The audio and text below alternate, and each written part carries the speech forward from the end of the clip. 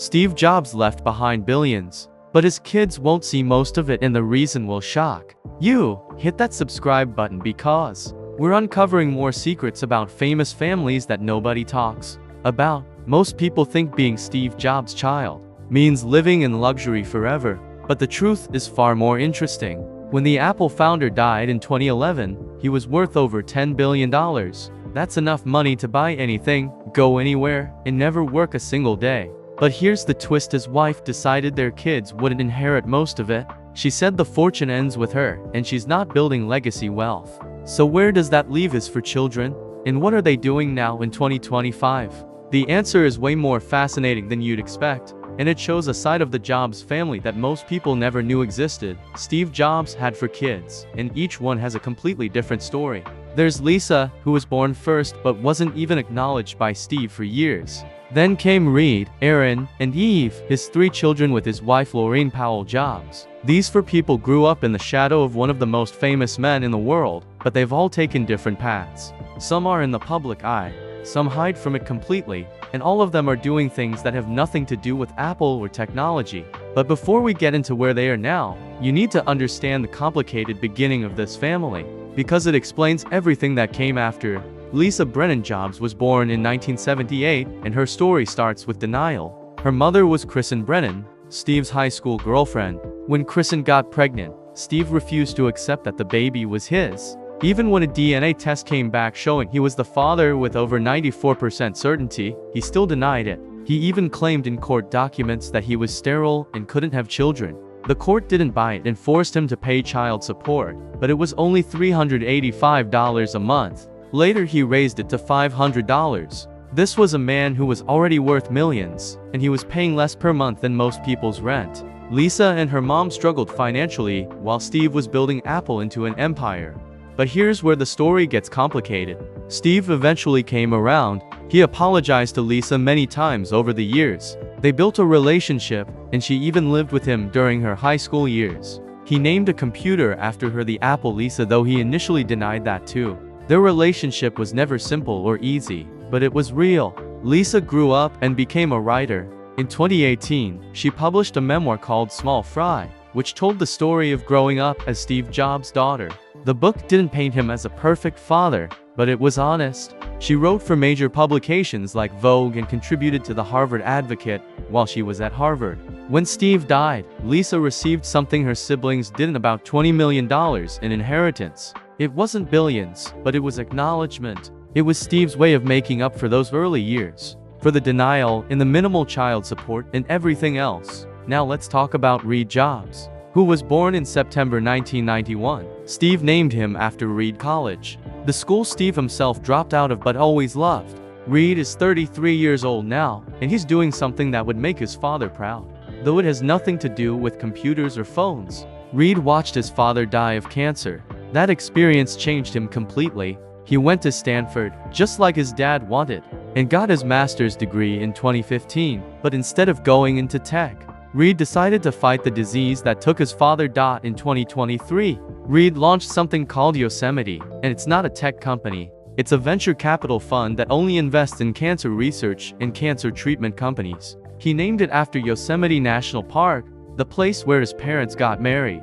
The fund raised $200 million from some of the biggest names in medicine and business. MIT invested. Memorial Sloan Kettering Cancer Center, one of the best cancer hospitals in the world, put money in. John Doerr, the famous venture capitalist, backed him too. These aren't people who invest in something just because of a famous last name. They invested because Reid knows what he's doing. But here's what makes Yosemite different from every other venture fund. Reid takes 2.5% of the fund and gives it away as grants for cancer research. Most venture funds keep every penny to maximize profits.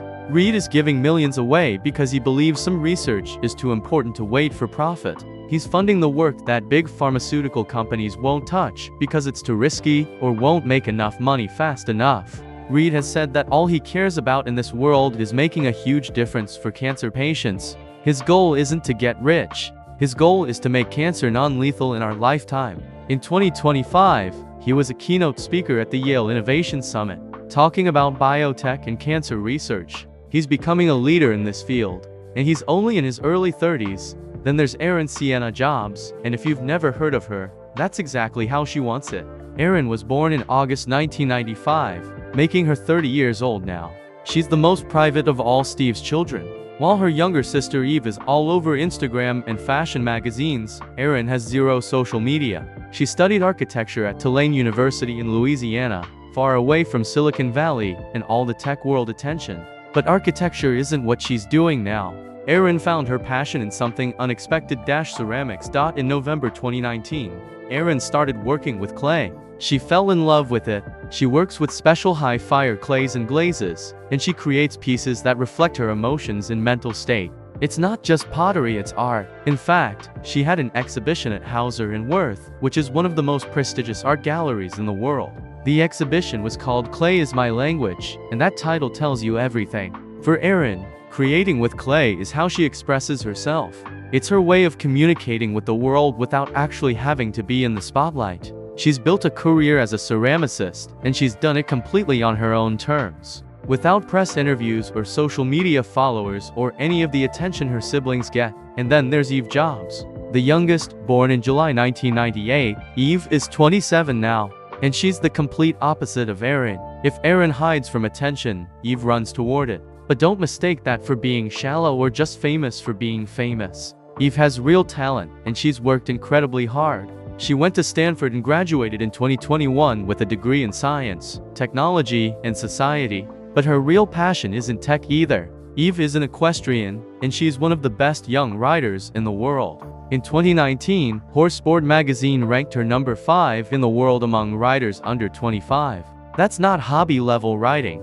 That's Olympic-level skill. But Eve didn't stop there. In 2020, she started modeling. Her first campaign was with Glossier, the makeup company. In 2022, she signed with DNA Model Management, one of the top modeling agencies. Since then, she's been everywhere: Paris Fashion Week, Louis Vuitton shows, major fashion events around the world. She's not just Steve Jobs' daughter who happens to model. She's a real working model with a real career. And in 2025, Eve got married. Her husband is Harry Charles, a British Olympic gold medalist in equestrian sports. They got married on July 26th in the Cotswolds in Britain. It was a small ceremony, but it made headlines because Eve is the most visible of all Steve's children. She has hundreds of thousands of followers on Instagram. She shares her life publicly, from horse competitions to fashion shoots to her wedding. Now here's the part that surprises everyone. Despite growing up with a father worth billions, despite living in that world of extreme wealth, none of these kids except Lisa got huge inheritances. Reed, Erin, and Eve received little to nothing when their father died. Why? Because their mother Laurene Powell Jobs made a decision. She told the New York Times that she's not interested in legacy wealth building. She believes the fortune ends with her. She doesn't think it's right for people to accumulate massive amounts of wealth that others helped generate and then just pass it down through generations. Laurene herself is worth somewhere between $12 and $14 billion now. She inherited most of Steve's fortune, including his shares in Disney and Apple, but she's not saving it for her kids. Instead, she runs an organization called Emerson Collective, which funds education, immigration reform, social justice, and environmental causes. She's giving the money away. She's using it to try to make the world better, and she's teaching her children that they need to earn their own success. Think about what that means for a second. Reed, Erin, and Eve grew up in a house with billions of dollars. They went to private schools. They had every advantage. But they were also told, you're not getting this money. You need to make your own way. And that's exactly what they've done. Reed could have lived off his dad's name and money forever. Instead, he's working 70-hour weeks trying to cure cancer.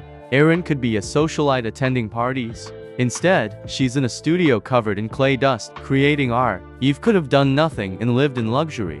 Instead, she's competing at the highest levels of equestrian sports and building a modeling career. This approach to wealth is rare among billionaire families. Most rich parents want to set their kids up for life. They create trust funds. They buy them houses and cars and businesses. They make sure their children never have to worry about money. But Laurene took the opposite approach. She looked at wealth inequality and decided that accumulating billions and passing them down wasn't ethical. She decided her kids would have opportunities in education, but they wouldn't have billions handed to them, and you can see the results. None of Steve Jobs' children work at Apple. None of them went into tech at all, except Reed, and even he's using it to fight cancer, not to build apps or sell phones. Lisa writes, Reed fights cancer. Erin makes art. Eve rides horses and models. They're for completely different people who happen to have the same famous father, and they've all found their own paths. Lisa's story is particularly powerful because she started with nothing. She grew up poor while her father was rich. She dealt with his denial and his initial rejection. But she didn't let that define her. She went to Harvard. She became a writer. She told her story honestly in her memoir, even though she knew people would judge her and her father. She built a career based on her talent with words, not on her last name. The $20 million she inherited gave her security, but it didn't give her identity.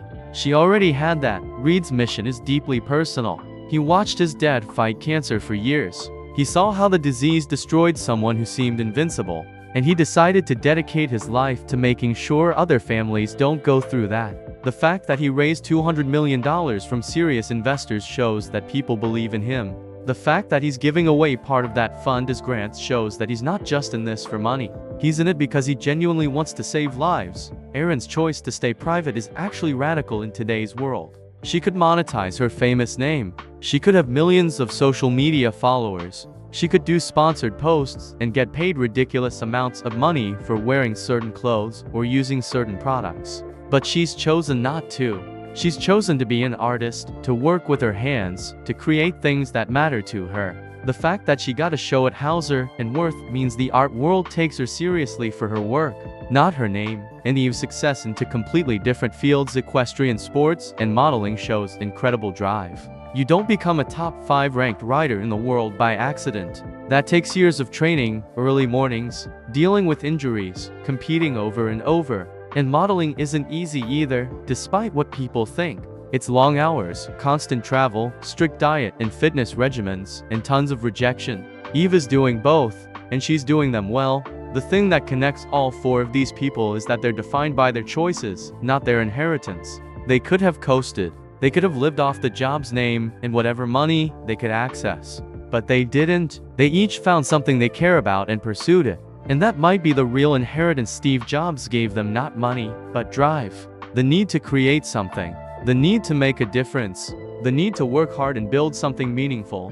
When you look at other billionaire families, you often see kids who don't work, who live off trust funds, who become famous just for being rich. You see people whose biggest accomplishment is being born into wealth. But that's not the Jobs kids. Reed is trying to cure cancer. Lisa is writing important stories. Erin is creating art. Eve is competing at the highest levels and building a career. They're all doing something real. This is what makes their story so fascinating in 2025. We're living in a time when wealth inequality is worse than ever. We're living in a time when a few people have more money than entire countries. And here's one of those wealthy families doing something different. They're saying wealth doesn't have to pass down through generations. They're saying kids can make their own way. They're proving that having a famous parent doesn't have to define you.